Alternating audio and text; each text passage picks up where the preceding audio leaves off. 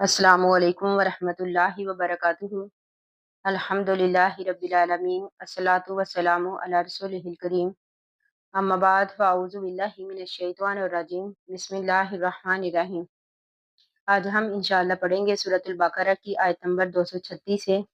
اللہ سبحانہ و تعالیٰ اس آیت میں فرماتے ہیں، لا جناح علیکم، نہیں ہے گناہ تم پر، ان طلقتم النساء، اگر تم طلاق دے دو عورتوں کو، یعنی تم پر کوئی گناہ نہیں کہ اگر تم عورتوں کو طلاق دے دو، معلوم تمسوہن، کہ تم نے نہ چھوا ہو ان کو، یعنی ان کو ہاتھ بھی نہ لگایا ہو اور اس سے پہلے ہی تم طلاق دے دو، او تفریضوا لہن فریضۃ، اور نہ ہی تم نے ان کے لیے کوئی حق مہر مقرر کیا ہو، ومتعوہن، تو فائدہ دو ان کو، علی الموسیع، وسعت والے پر، قدرہ، اس کی حیثیت کے مطابق، یعنی اپنی حیثیت کے مطابق اسے کچھ دے کر رخصت کرو، والا المقتری، اور تنگ دست پر، قدرہ، اس کی حیثیت کے مطابق، متعان، یہ فائدہ دینا ہے، بالمعروفی، اچھے طریقے کے ساتھ، حقاً، یہ لازم ہے، علی المحسنین، نیکی کرنے والوں پر، یعنی یہ اس عورت کے بارے میں حکم ہے کہ نکاح کے وقت حق مہر بھی مقرر نہیں ہوا تھا اور نہ ہی خامن نے اس سے ہم بستری کی تھی،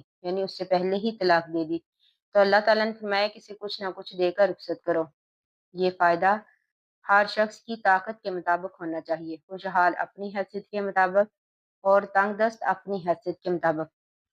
وَإِن طَلَّقْتُمُوهُنَّ، اگر تم طلاق دے دو ان عورتوں کو، من قبلی، اس سے پہلے، ان تمسوهن، یہ کہ تم چھو ان کو، یعنی اب اللہ تعالیٰ نے فرمایا کہ اگر تم انہیں ہاتھ لگانے سے پہلے طلاق دے دو، وَقَدْ فَرَضْتُمْ لَهُنَّ فَرِيضَةً، اور تم نے ان کے لیے حق مہر مقرر کیا ہو۔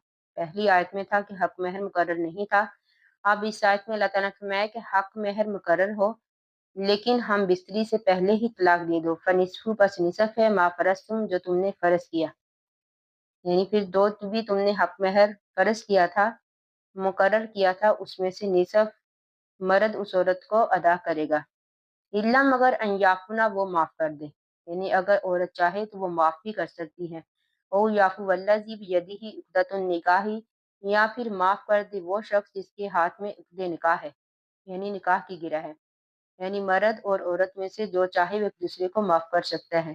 وَأَن تَعْفُوا، اگر تم معاف کرو، اقرب، یہ زیادہ قریب ہے، لِتَقْوَىٰ، تقویٰ کے، اللہ تعالیٰ نے فرمایا کہ اگر تم معاف کر دو یہ تقویٰ کے زیادہ قریب ہے۔ وَلَا تَنْسَوُا الْفَضْلَ، نہ تم بھولو فضل کو، بینکم، آپس میں، ان اللہ، بے شک اللہ تعالیٰ، بما تعملون، جو بھی تم عمل کرتے ہو، بصیرون، دیکھنے والا ہے، یعنی اس سے مراد خامند ہے کیونکہ نکاح کی گرہ اسی کے ہاتھ میں ہے، اگر چاہے تو یہ نصف حق مہر معاف کر دے، یعنی طے شدہ حق مہر میں سے جس کی ادائیگی ہو چکی ہے، نصف مہر واپس لینے کی بجائے اپنا یہ حق بھی معاف کر دے، یعنی پورے کا پورا اس عورت کو دے دے، تو اللہ تعالیٰ نے فرمایا کہ اگر تم معاف کر دو یہ تمہارے لیے بہتر ہے۔ حافظو، حفاظت کرو، علی الصلواتی، اپنی نمازوں پر، والصلاۃ الوسطیٰ، اور درمیانی نماز پر، درمیانی نماز سے مراد عصر کی نماز ہے، جس کو نبی اکرم صلی اللہ علیہ وآلہ وسلم نے حدیث میں واضح کر دیا، تو اللہ تعالیٰ نے فرمایا کہ اپنی نمازوں کی حفاظت کرو اور درمیانی نماز کی، حکومو، اور کھڑے ہو جو، للہ، اللہ کے لیے، قانتین، تابع دار ہو کر، فَإِن خِفْتُم، پس اگر تم خوف کی حالت میں ہو، فَرِجَالًا، پیدل ہو، اور رُکْبانًا، یا سواری پر، فَإِذَا أَمِنْتُم، پس جب تم امن میں آ جاؤ، فَاذْكُرُوا اللَّهَ، تو یاد کرو اللہ کو، کما علمکم، جیسے سکھایا تم کو، ما لم تکونوا تعلمون، کہ نہیں تھے تم اس سے پہلے جانتے، یعنی دشمن سے خوف کے وقت جس طرح بھی ممکن ہے، سوار ہے، پیدل ہے، نماز پڑھ لو، تاہم اللہ تعالیٰ نے فرمایا کہ جب خوف کی حالت ختم ہو جائے تو پھر اسی طرح نماز پڑھو جس طرح کہ اللہ تعالیٰ نے حکم دیا۔ والذین، اور وہ مرد، یتوفون، فوت ہو جائے، منکم، تم میں سے، ویذرون، اور چھوڑ جائیں، ازواجن، بیویاں، وصیتاً، وصیت ہے، لازواجہم، ان کی بیویوں کے لیے، متاعن، فائدہ حاصل کرنا ہے، الی الحول، ایک سال تک، غیر اخراجن، علاوہ نکلنے کے۔ اللہ تعالیٰ نے فرمایا کہ تم میں سے جو لوگ وفات پا جائیں اور بیویاں چھوڑ جائیں تو ان پر اپنی بیویوں کے حق میں وصیت کرنا لازم ہے کہ انہیں خرچ دیا جائے، ان کو ایک سال تک گھر سے نہ نکالا جائے۔ فَإِن خَرَجْنَا، پس اگر وہ نکلیں، فَلَا جُنَاحَ عَلَيْكُمْ، بس نہیں ہے گناہ تم پر، یعنی اگر وہ خود چلی جائیں تو پھر تم پر کوئی گناہ نہیں، फीमा फ़अलना फ़ी अनफुसिहिन्ना, जो भी अपने नफ्सों में करें, मिन मरूफ़िन, अच्छे तरीके के मुताबिक। वल्लाहु, और अल्लाह ताला अज़ीज़ुन गालिब है, हकीमुन, हिकमत वाला है। यानी ये आयत जो है ये मनसूख है, नासख आयत जो पहले गुजर चुकी है, जिसमें इद्दत वफ़ात 4 महीने 10 दिन है। तो अल्लाह ताला ने फरमाया कि अब ये वसीयत जो है औरत के लिए नहीं रही, यानी अब अल्लाह ताला ने इस हुक्म को मनसूख कर दिया है। नासिख हुक्म वही है, यानी वफ़ात की इद्दत जो है 4 महीने 10 दिन है। वालिल मुतल्लक़ाती, और तलाक याफ्ता औरतों के लिए मताउन, फ़ायदा हासिल करना है, बिलमरूफ़ी, अच्छे तरीके के साथ, हक़्क़न, लाज़िम है, अलल मुत्तक़ीन, परहेज़गार लोगों पर। यानी जिन औरतों को तलाक दी गई हो, इन्हें भी दस्तूर के मुताबिक कुछ देकर रुख़्सत किया जाए।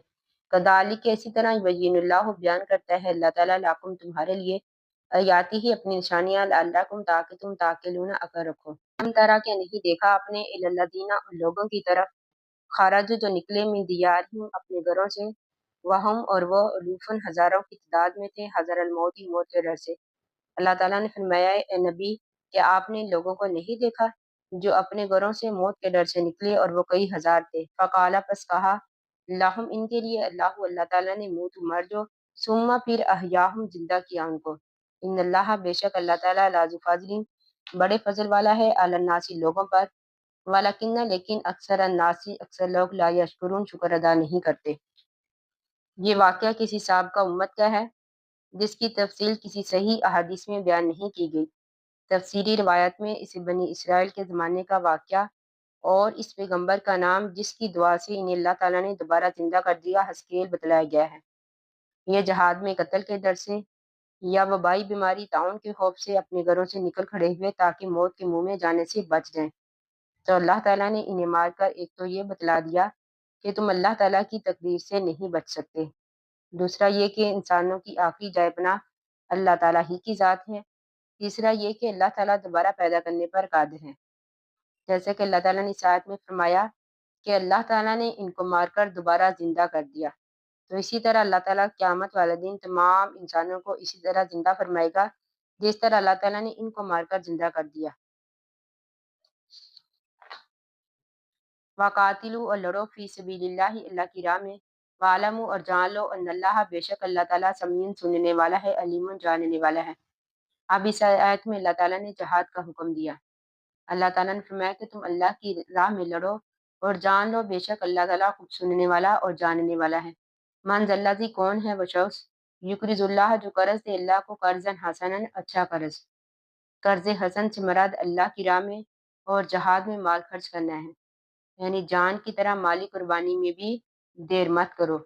रिज़्क़ की कुशादगी और कमी अल्लाह ताला के इख्तियार में है। अल्लाह ताला ने फरमाया, फ़युज़ाइफ़हु, बस दुगना करता है, लाहू, इसको, अज़ाफ़न कसीरतन, कई कई ज़्यादा गुने, कई कई ज़्यादा दुगना करना। यानी जो अल्लाह की राह में माल को खर्च करता है, तो अल्लाह ताला इस माल को कई की गुना बढ़ा देता है। वल्लाहु, और अल्लाह ताला, यक़बिज़ु, कम करता है, व यबसुतु, कुशादा करता है, वइलैहि, इसी की तरफ तुरजाऊना, तुम लौटाए जाओगे। यानी दुनिया और आखिरत में तमाम बरकतें जो हैं अल्लाह ताला के हाथ में हैं। अल्लाह ताला जिसके हिस्से में चाहता है ज़्यादा बरकतें नाज़िल करता है, और जिसके हिस्से में कम। फिर अल्लाह ताला ने फरमाया कि तुम इसी की तरफ लौटाए जाओगे। बाकी हम इंशाअल्लाह कल पढ़ेंगे। अल्लाह ताला से दुआ है कि हमने जो भी पढ़ा, अल्लाह ताला हमें इसको समझने और इस पर अमल करने की तौफ़ीक दे। आमीन सुम्मा आमीन। आखिरु दावाना अनिल हम्दुलिल्लाहि रब्बिल आलमीन। अस्सलामु अलैकुम व रहमतुल्लाहि व बरकातुहू।